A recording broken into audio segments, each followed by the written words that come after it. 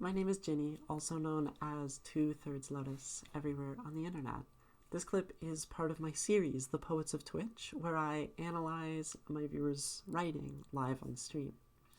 Nothing has been edited out, so you're seeing this exactly as streamed with all of the imperfections and tangents that come with being live.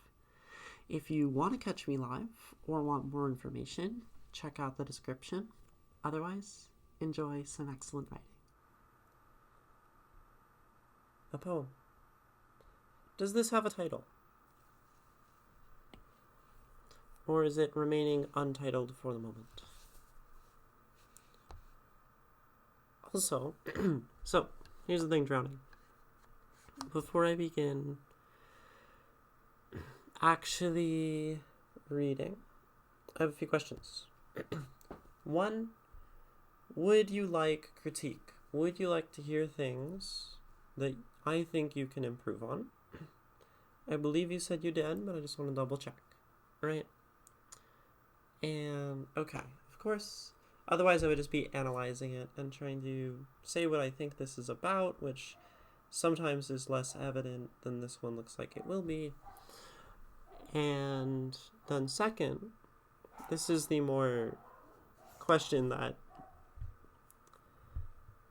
is the more difficult one. I have a YouTube playlist of the VODs of all of these. And I have them submitted. They're on YouTube as the Poets of Twitch, right? And I can put it in there or I can not put it in there.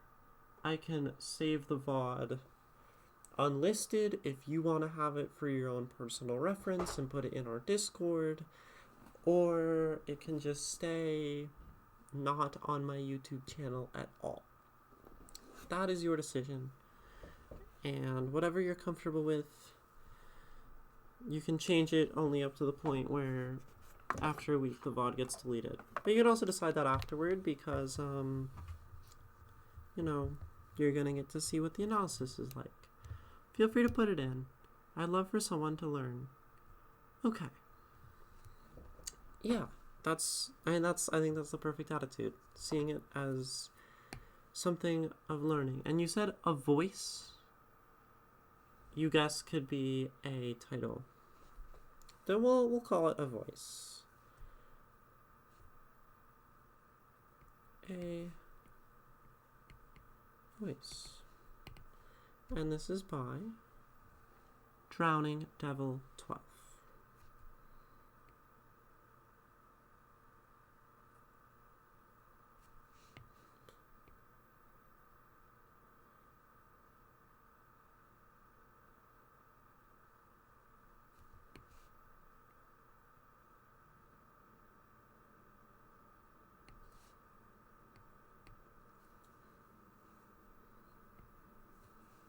Okay, so what I'm going to do, here's how it works. I'm going to read over it a few times,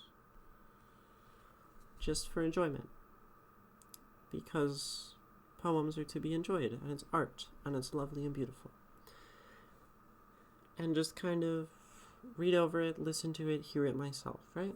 And then we'll go into some underlining, some just like picking out things I think are interesting, things that stick out. And then I'll probably end up going on an hour-long tangent about something, and then we'll wrap up the analysis. Something being some literary technique or whatever. And if at any point you're like, I don't want my poem on Twitch anymore, tell me and I'll stop. A voice.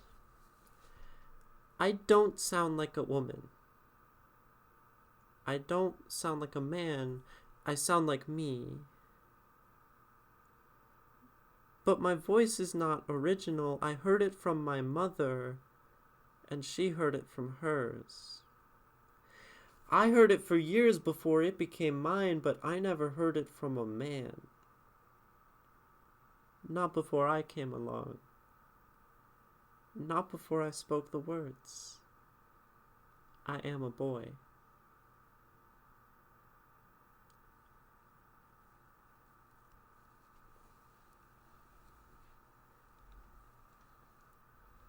before any comments, I'm going to read it a couple more times. Make sure I get everything.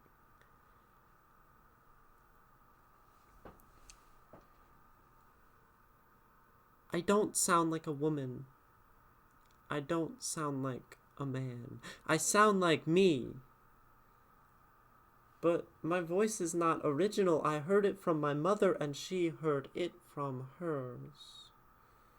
I heard it for years before it became mine, but I never heard it from a man.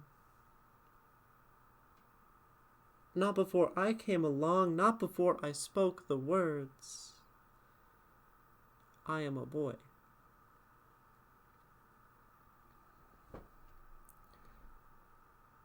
I like how I could switch this around for myself as, a trans woman. I don't sound like a man. I don't sound like a woman. I sound like me. But my voice is not original. I heard it from my father, and he heard it from his. I heard it for years before it became mine, but I never heard it from a woman. Not before I came along. Not before I spoke the words. I am a girl. Not to sort of change your poem, but there's a journal entry that I could find in here, and in my iPad somewhere where I can find the first time I wrote in my journal, I am a girl. Right. Like this is such an important moment in our lives, right?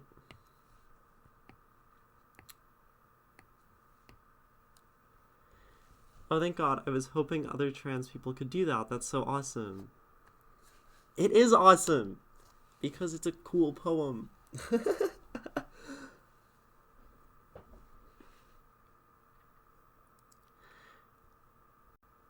don't sound like a woman.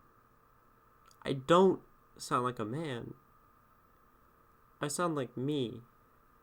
But my voice is not original. I heard it from my mother. And she heard it from hers. I heard it for years before it became mine. But I never heard it from a man. Not before I came along. Not before I spoke the words. I am a boy.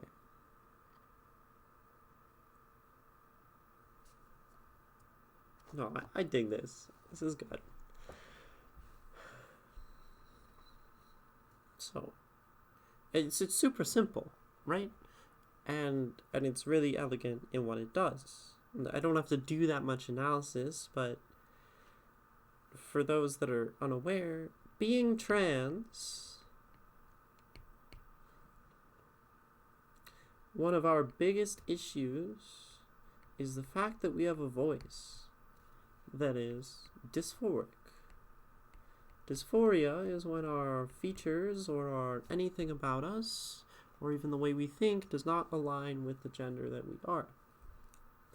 So as a trans woman most of the time, when I sound like a man and talk like this, or lower,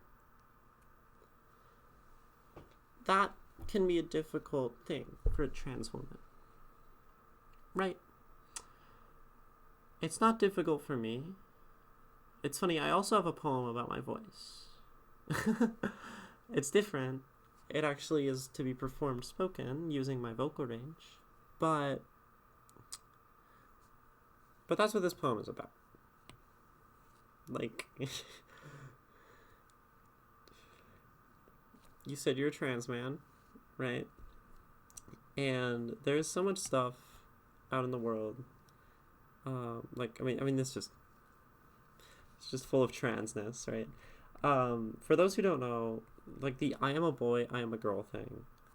This is like really important. So there are videos on YouTube that are like, am I trans? Question mark. Thumbnail, video, whatever. some like VR chat avatar on the front that's gonna tell me if I'm trans, right? Or are you trans?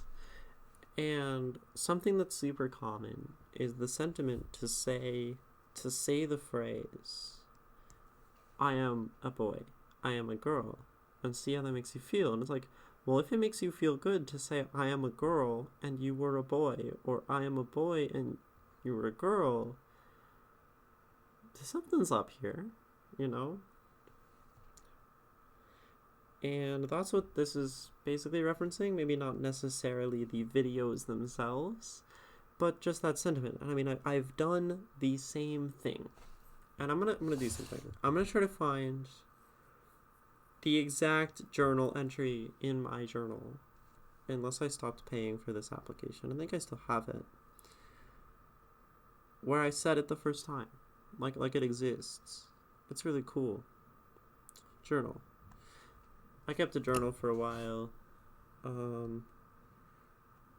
That's me choosing my name. Name.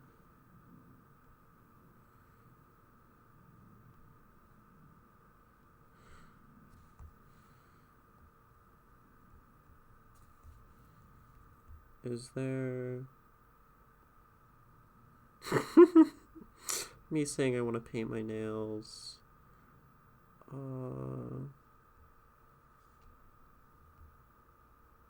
Sort of hard to find. Somewhere in here.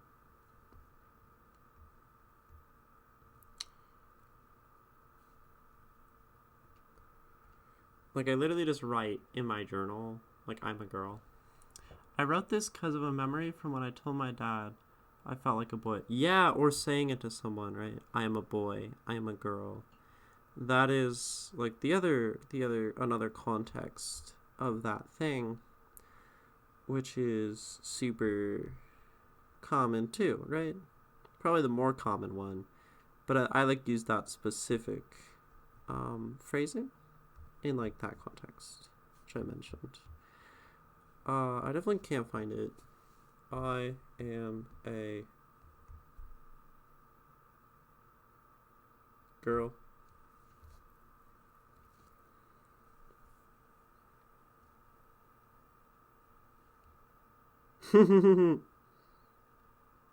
Okay. Oh wait, no, that's on a different one. I mean, I probably said it multiple times. I'm a girl. You're the oldest one. There we go. This one. Okay, so I said, I'm a woman. How does that make me feel? Kind of free. I felt something in my chest. I'm a woman. I'm a girl. I want to be a woman. Huh. Keep thinking on that, right? Like, I kept writing it because I'm like, whoa, this feels good, right? But it's an admission. It's to say, I am this, right? So that's just the context there for anyone who's not, like, trans. That's so interesting. Yeah. The memory isn't really similar to the poem, but the memory was just what started. Of course, yeah, we can have a memory and start to write something and then diverge greatly from that memory or idea. The poem I wrote earlier on stream was supposed to be about the culture of art and elitism, and then it was just about people playing jazz in a subway station, right? So that's sort of just how it goes sometimes. So I don't sound like a woman, I don't sound like a man, I sound like me. But my voice is not original. I heard it from my mother, and she heard it from hers. I heard it for years before it became mine. Like, so I don't know if you realize, this is like an incredibly awesome line of poetry right here. I heard it for years before it became mine, and I heard it from my mother, and she heard it from hers, right? Gendered as well, but I heard, is it? Yes! This is incredible.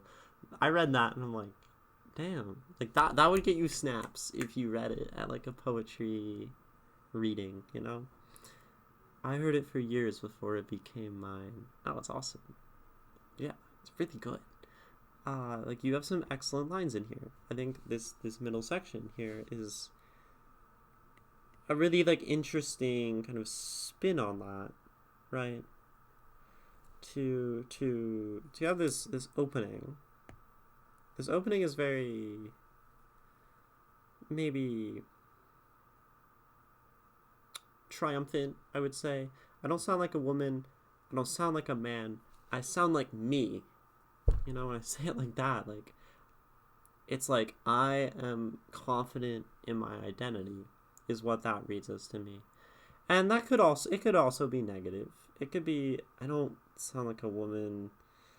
I don't sound like a man. I sound like me, like whatever me is, right? Also, I don't want you to tell me any of what you meant here. I guess I say this. Just please, my request of you, don't tell me what you mean in any of these cases. I can explain why, or you can just go back to the last VOD, because I talked about it in the very most recent video on the playlist. And I talk about it a lot. So yeah. My lips are sealed. Perfect. And I can explain that more later. So you have this really, like, positive, triumphant thing that's like, yay, we're trans. We accept our identity, kind of. That's how I read it. But my voice is not original. I heard it from my mother, and she heard it from hers, and I heard it for years before it became mine. It's just like a cool way to describe a voice. That it isn't mine, and it became mine. But I never heard it from a man. Not before I came along. Not before I spoke the words. I'm a boy.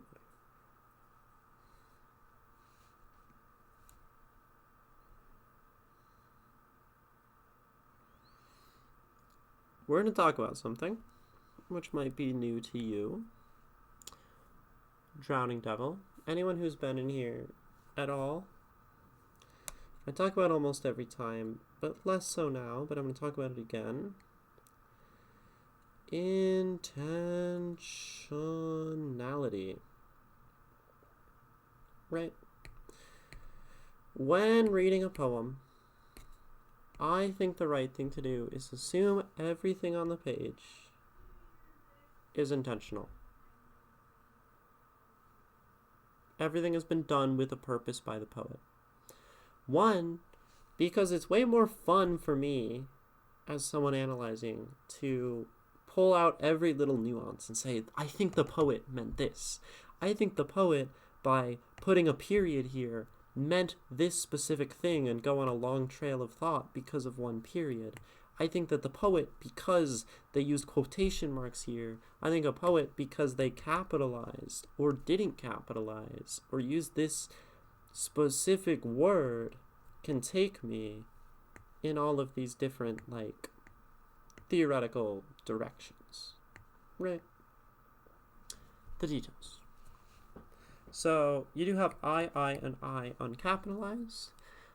It kind of looks like that's just that your phone was capitalizing the first line, or your computer, and then not those I's.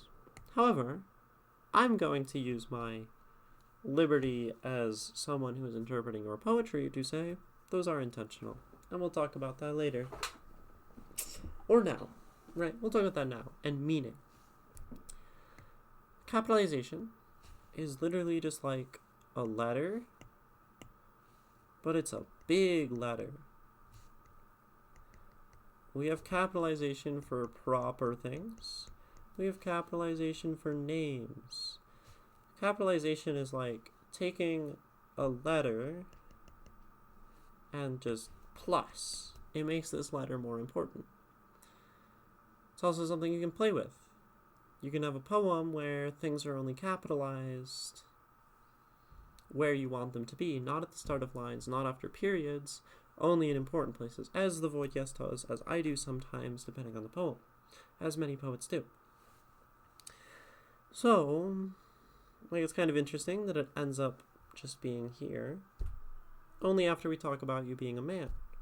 But I, little I, never heard it from a man, not before I came along, not before I spoke the words. I am a boy. Now that could have like interesting implications on meaning.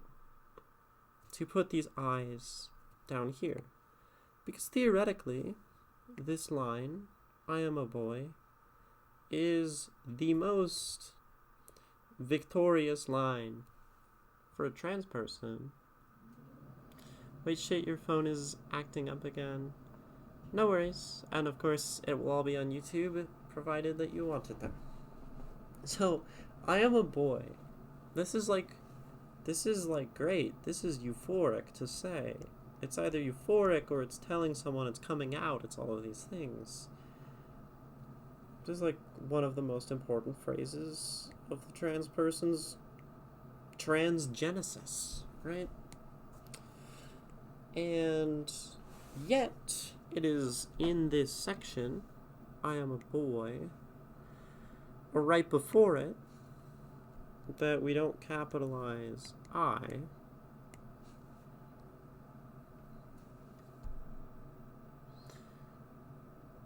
So why is that, if we're assuming intentionality of the poet?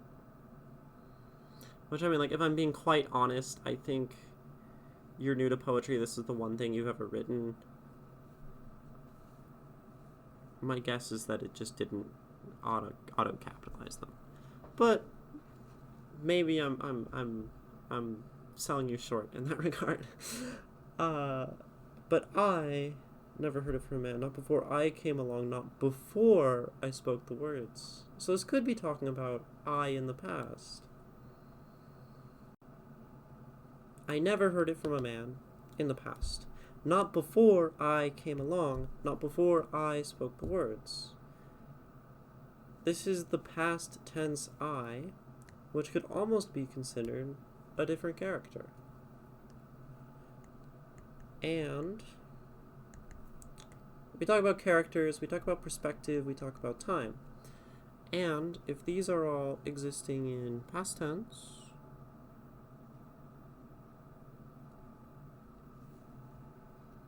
you know, it could imply someone different. Potentially. And I mean, if you think about it, names, proper nouns, people, you'll keep quiet on that front? Yeah, that's the point. You're gonna let me indulge in this. We consider oftentimes a person the dead name, right? The dead name, the past. To be dead is to not be a person. Really, right? You are no longer existing. Which, yeah, are we really us? Is that even a person I want to sort of acknowledge as I? And if it isn't, then this is like really cool, right?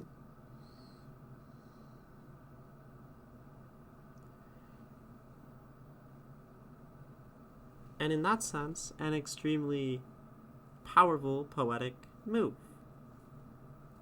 To say that. It's not necessarily about what you meant, but to me, as someone interpreting, these eyes tell me, and it's an indication of value of this person, of this I. And like, that's the level of nuance that you can approach your poetry with. And, you know, you say that you don't like this poem, but it does things that are extremely nuanced, right? I don't sound like a woman. I, the present, I don't sound like me, I, the victorious, I am trans and okay with my identity, right? But my voice is not original.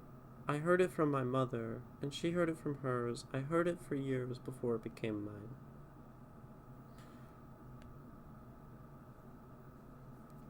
This is like, I mean, the only like inconsistency, right, is that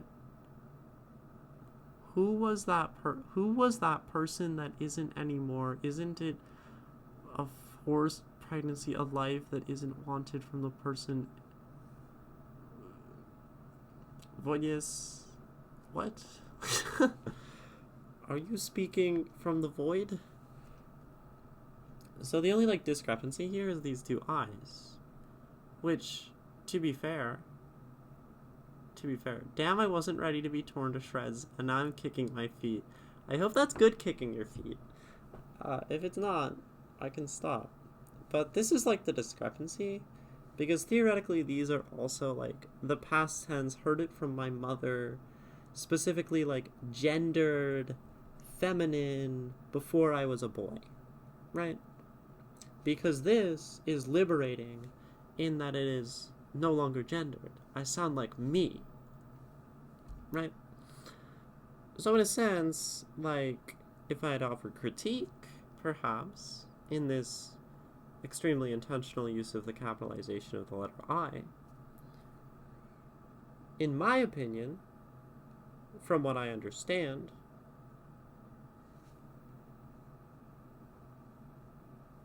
this all kind of aligns with this, and perhaps should also be lowercase i's.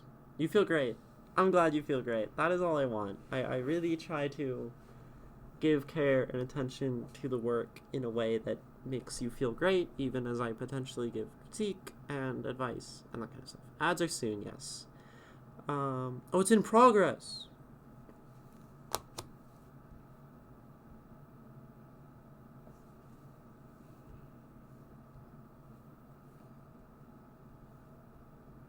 Okay, well, stand up and stretch.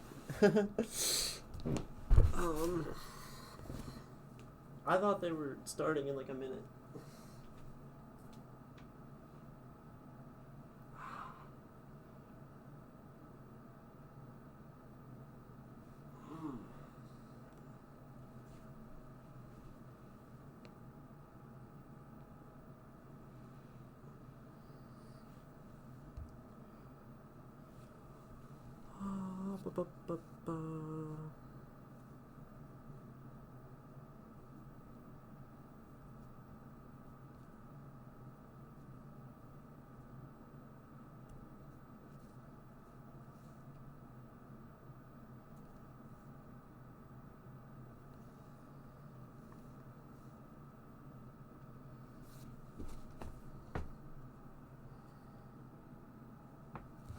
Okay. Cool. We're back. Yeah, sorry about that. I thought they were starting like a minute from then, but actually they had started and it was like ending in a minute. But we're back. Because I have it here where I can see the timer on my iPad, although you all can't see it on screen, which is kind of helpful too.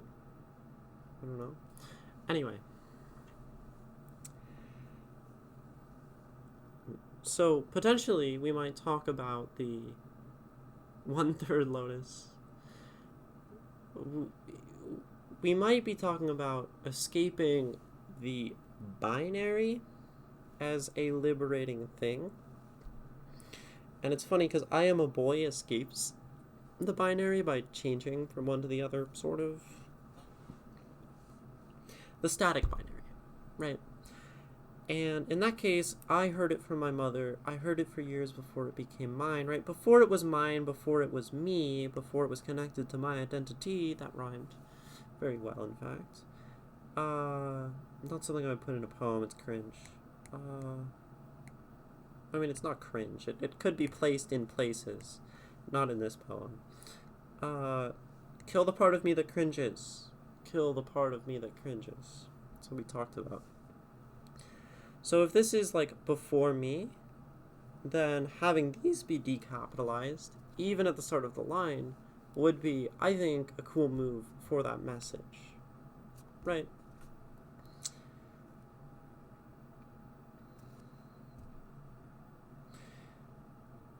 In a sense, that I could also, though, indicate like if we're going to say that this is intentional and kept, what would that mean? Perhaps it's indicating a respect or a love for the mother that is a pretty rare and treasured thing amongst us trans people. My mom is amazing. Mom, I love you. Thank you for watching my stream and being amazing.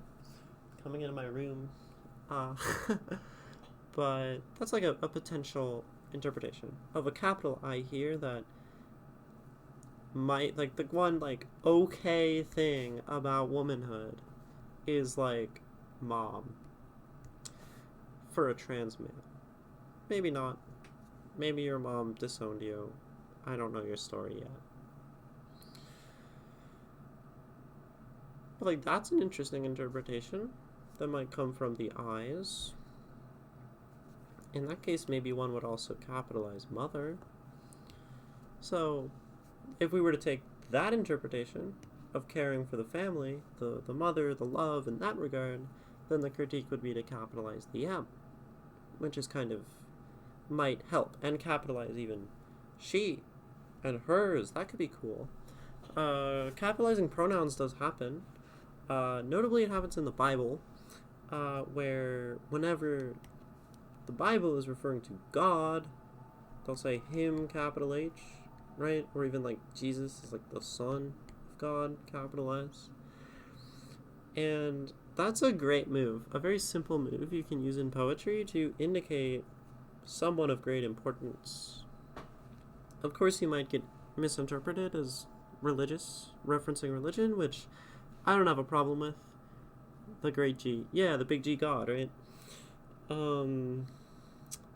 And I don't have a problem with being misinterpreted as religious or placing religious importance upon things outside of religion, because I think religion's a really cool thing and a really cool tool in literature and poetry that we can and should utilize, right? Sorry, I was just moving my mic. I apologize if that was loud. But, like, that's an option, right? So a lot of things you can do here. Little changes within the poem that's already here. I hate my internet so much I'm trying to learn. Oh, I'm sorry. The VOD will be there. The VOD will be great. You can watch the VOD as many times as you want. On-demand content. And I stream every day except Fridays. But point being here is you have a lot of potential meaning in this poem. There could be some extra significance placed on the mother.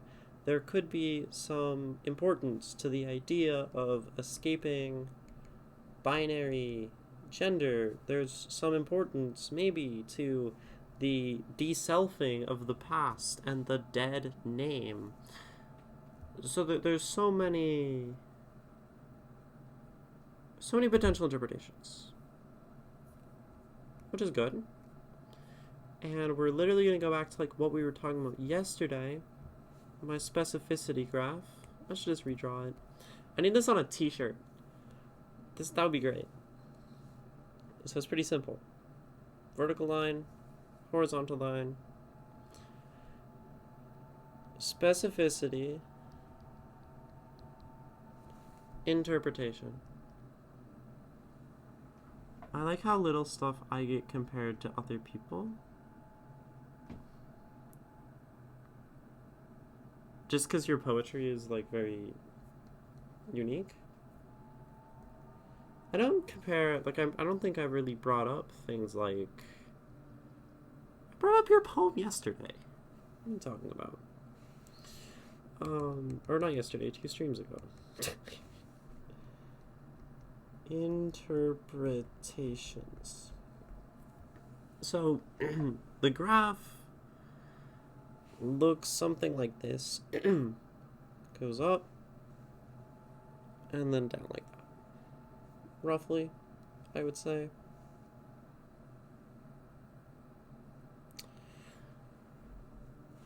Your style is very unique. It's just how it be. And then you have this like asymptote approaching where you have one interpretation. There's only one way to interpret this poem. And the idea is, as you get more specific in your poetry, you are going to allow your reader fewer interpretations, right? Of course, if you have like no specificity and there's no writing, you don't have interpretations, so Like, you can't have random letters and stuff. But, so right now, you're, like, very specific in talking about, like, the coming out story, all of this stuff. It's pretty clear. I look at this poem, 2 seconds, it's about being trans. And that's fine. Poems can be specific. That's fine. There are a lot of poems on this side of the graph. And then, but it's like, is there one interpretation? Or are there a few more? Actually, because maybe you're a little less specific and you haven't given the perfect poem to tell me what you mean by I in relation to mother and the capital I's. This is where you're less specific, you've explained less, I have more options to interpret. To be clear, number of interpretations, amount of specificity, these are not measures of quality. They are not quality metrics. Everything on this spectrum is a valid poem except maybe 0, 0. But that's like 433 by John Cage. Piece of classical music. It's the 4 minutes and 33 seconds of silence. But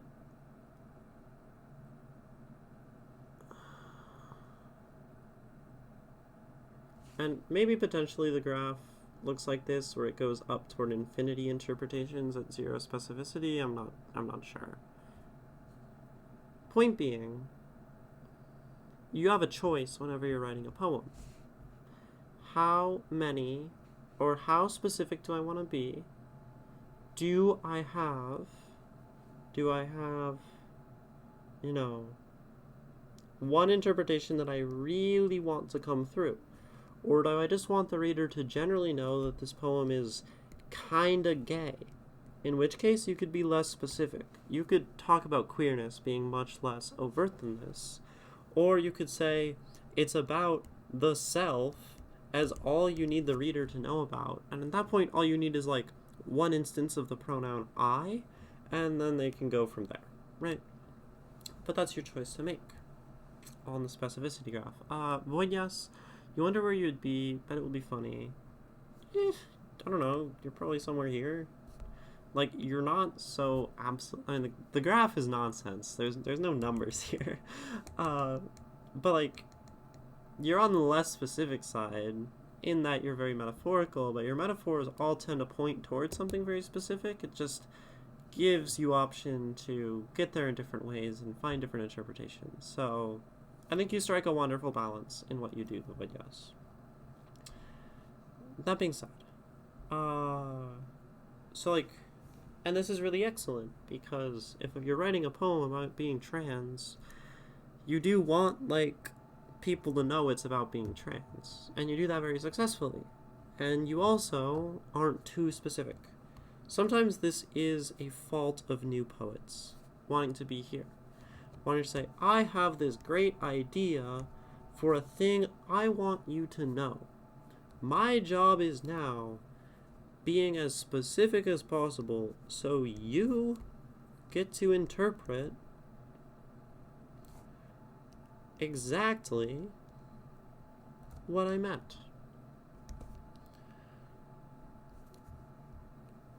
Is that the goal of poetry? Maybe not. I told you not to tell me what you meant by things, because I like making this window as big as possible. I'm personally someone who likes to share my poetry with another person, and then when they ask me, oh, what does this mean? Right? I will often tell people, or I'll just ask back at them, what do you think it means? And they're like, well, that's not very helpful. I want to know what you meant. And I'm like, I don't want you to know what I meant. I want you to come up with your interpretation. And that's the point of the graph. Some people do want to write poetry that's closer to this side. Some people want to be really crazy and write poetry on this side. But, like, that's not a quality thing. And I think for what you are doing in this poem, for the topic, I think you've landed in an excellent spot. And I've shown you some ways you could make certain ideas more specific with little changes. Definitely gonna have to watch the VOD at this rate, but I'm paying attention, or at least trying to. No worries, no worries. You're here, you're sharing your poetry, that's what's important. Now, the question is, what can we do better? What else can we do better? See, you said at the start, I want you to let me know, like, what I did better. I want this to be a chance to teach people what not to do. And, I mean, immediately I sort of disagreed with that premise in my head. And then you sent me a poem that's really good. But of course we still critique. I talked about that earlier. We should critique everything. I've already critiqued your things, but let's talk more. But my voice is not original. I heard it from my mother, and she heard it from hers, and I heard it for years before it became mine. Awesome, awesome, awesome idea. Brilliant line. You could expand this.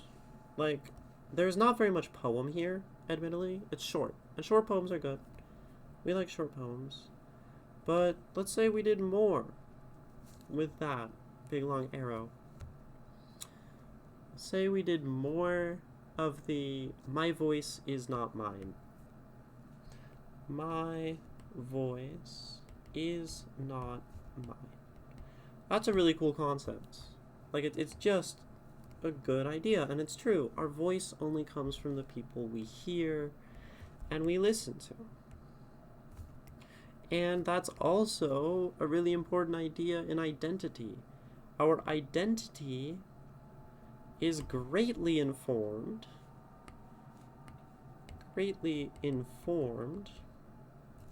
by the context and the world in which we live. That is to say, if you aren't able to hear, if you aren't able to listen to the idea of being trans, you don't have the context, you don't have exposure to being trans, you won't be. Which is probably why I liked this so much. Like, it is thematically tied in with the greater theme of the poem. But that being said, other things also impact your voice. Everyone you've ever met, not just your family, the things you watch on TV. I'm not saying all of these are going to be great topics to include in your poem, but there is room to expand. There's a lot of room to expand. And say, yeah, there is more that has influenced me as who I am before I decided to say, I'm a boy. There's probably more precursor, you know? And you could write about that. I think you've struck on, like, a really good idea. The voice is a metaphor for self. And the people who influence us and give us that possibility to hear and know things and yada yada yada. That's cool. So you could expand it. Because if something's really good, it's oftentimes useful to expand it. Sometimes. If you like something, write more of it. Because this, I think, is my favorite part of the poem. And my critique tends to be, this is my favorite part, do more of it. Right? Which makes sense. Now, I don't think necessarily do less of these, because it's 4 lines and 3 lines respectively. But you could dig into this metaphor, this idea, more. And that's an option. You could also try to slim down the poem. Let's say you don't want more than the idea of mother, and you don't want more than the idea of, you know, woman, man, me, etc. You could try to cut. Cutting is a powerful tool we have in reviewing our work, where we scribble things out. It's very nuanced. How would you do that? Right? It's a choice, but I don't sound like a woman. I don't sound like a man. I sound like me. Of course, if we really wanted to, we could go, I don't sound like a woman or man. I don't like that edit. I think this is almost as distilled as you can get these opening 3 lines to be. Because having a separate line separating woman, man, and me is making an artistic point there. To say, I don't sound like a woman or a man, I sound like me, is less impactful than I don't sound like a woman, I don't sound like a man, I sound like me. Which was a thing that you did that was poetic. You did not cut it down too much, but you cut down an idea to like the bare minimum, the most efficient. And I talked about this before as well. Efficiency. Saying as much as you can and everything you need to say with as little as possible. And I think these first 3 lines do that well. Now, do you need 4 lines in the middle if we're talking pure efficiency? But my voice is not original. I heard it from my mother. And she heard it from hers. I heard it for years before it became mine.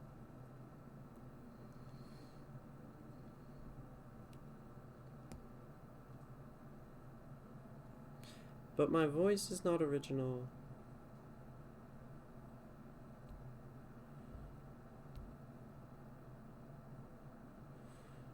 Like, in a sense, this line, I heard it years before it became mine. Even though I said it's one of my favorite lines in the poem, because it's such a powerful individual piece of poetry, also might not be needed. My voice is not original. I heard it from my mother, and she heard it from hers, but I never heard it from a man.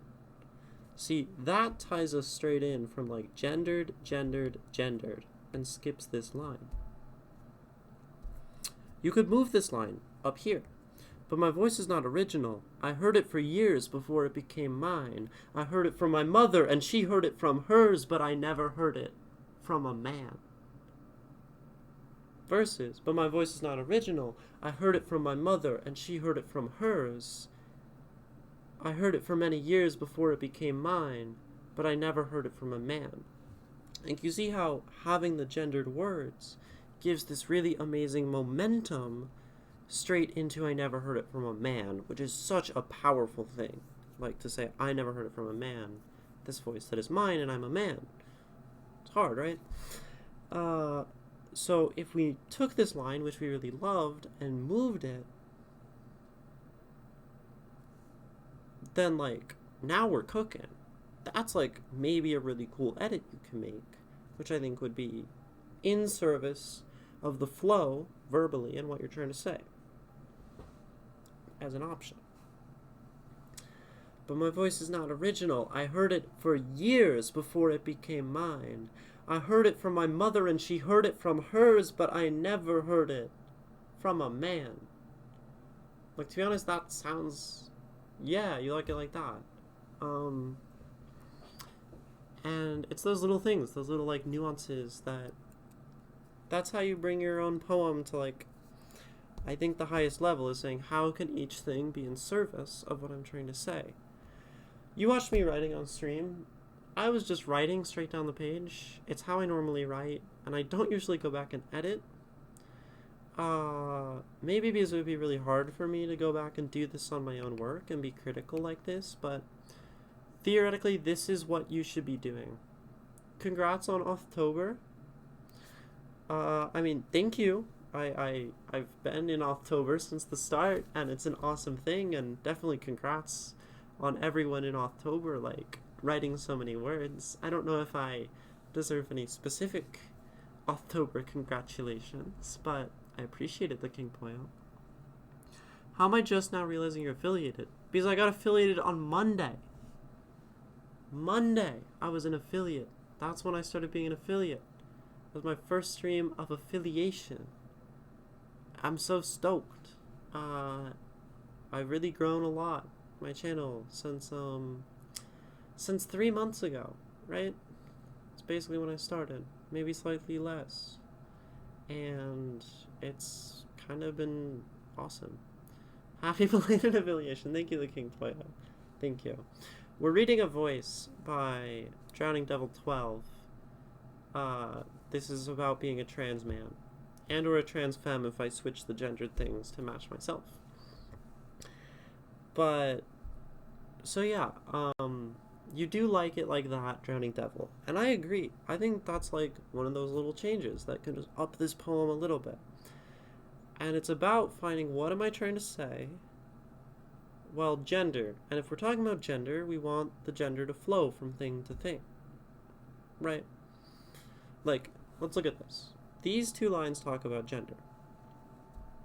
And also selfhood. And then this one talks about selfhood, my voice. And then this also talks about selfhood and ownership, right? So if we put it here, then we have this nice flow. Voice and selfhood, all about selfhood. And then back to that selfhood, but talking about family, back to family, which also then ties in gender, and then finally going back purely to talking about gender. Like, that makes the poem come full circle, right?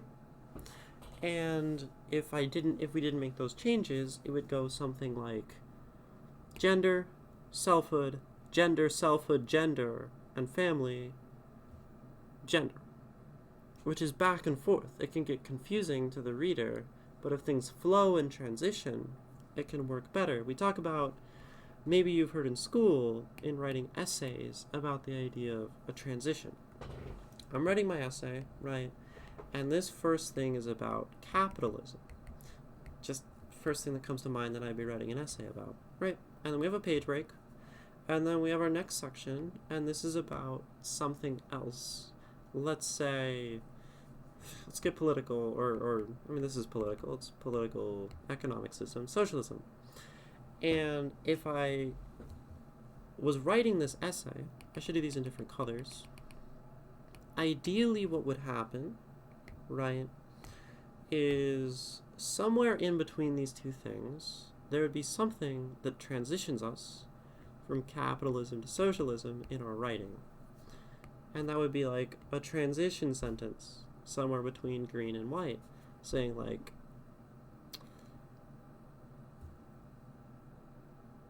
capitalism is one of the most dominant economic systems in the world, but it is not the only, and it is challenged by other ideas. One example of this is socialism. See, that's a transition. It takes us from one to the next.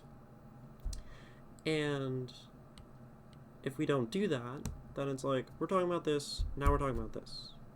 And even worse, let's say we had a random line about socialism in here, and then a random line about capitalism in here. Suddenly our essay, which is trying to communicate an idea effectively, is super jumbled up.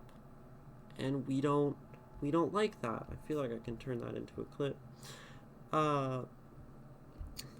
And that is an important thing in our poems too. We can think about them the same way. So we talk about gender, and then we have a transition sentence to talk about selfhood and ownership.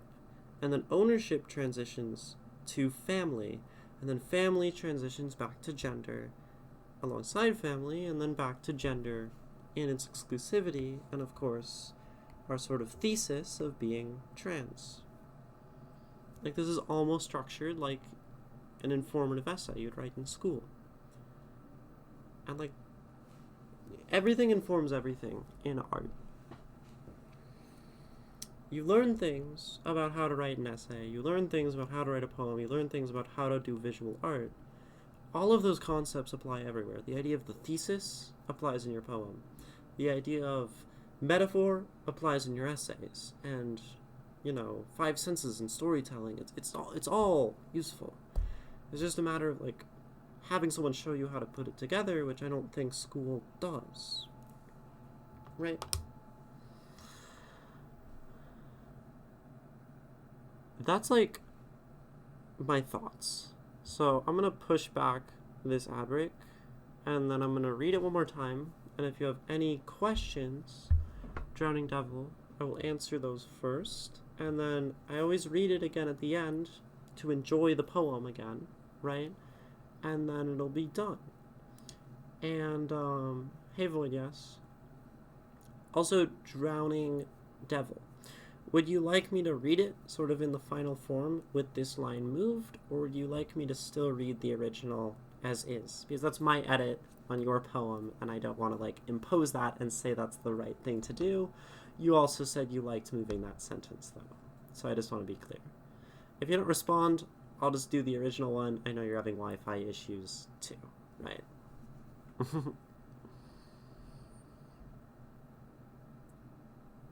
So I can wait. Hydration. Thank you, Void. Yes, my voice is getting a little scratchy. Thank you.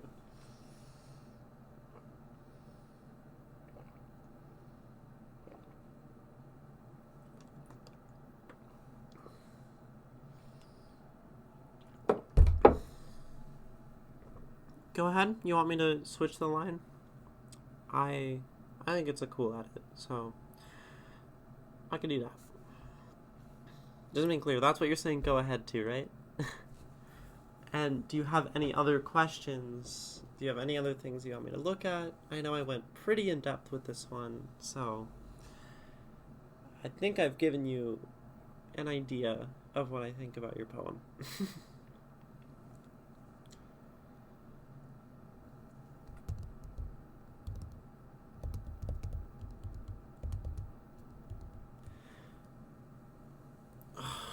Waiting for a confirmation response, but otherwise I will just switch the line. Because I think that's what that's referring to. But before I read it, thank you. Thank you, Drowning Devil, for sending this. You were uncertain about how much you liked the poem and whether it was good, and it can be really scary to send it like that, especially to some random person on the internet who you know is named Ginny, and 2/3 Lotus, and like talks about poems, but like, so sending this is really brave, and I really appreciate it.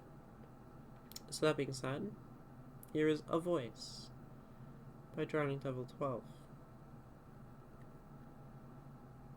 I don't sound like a woman. I don't sound like a man. I sound like me. But my voice is not original. I heard it for years before it became mine. I heard it from my mother, and she heard it from hers, but I never heard it from a man. Not before I came along.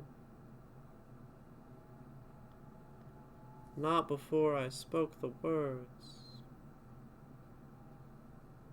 I am a boy.